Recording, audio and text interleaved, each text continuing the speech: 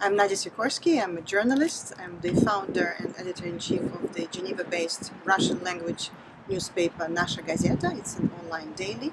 Plus, we publish twice a year kind of a luxurious paper supplement.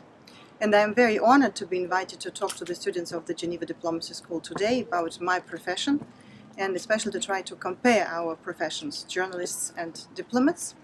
And I chose to speak about this from the angle of what it takes to be a good diplomat and a good journalist, and whether we can all afford today to remain idealists in this disillusioned world.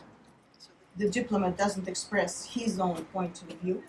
He conveys the point of view of the country that gave him this authority. When you join the staff of any international organization, you have to sign a paper that you renounce on your national interests and you are ready to give your expertise, your experience, your goodwill to serve in an international organization. Do you think in reality it is possible?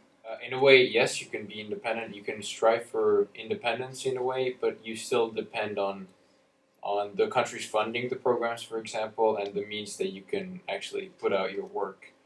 So your way of thinking and what you want to do can be independent, but in a way you will always depend on somebody above you, I think. An idealist is a person who cherishes or pursues high or noble principles, purposes, goals. First. Second, it's a visionary or impractical person. Well, this is very prerogative. Third, a person who represents things as they might or should be rather than as they are. Is he a liar? We'll talk about this. The fourth, it's a writer or artist who treats subjects imaginatively. Do you want to add something to this?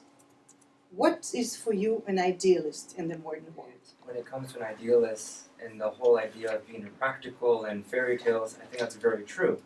But what makes it different about being an idealist and not simply being impractical, believing in fairy tales, is that despite all circumstances and despite anything that's happening, you aim to make those fairy tales a reality. Absolutely. Bravo. Bravo.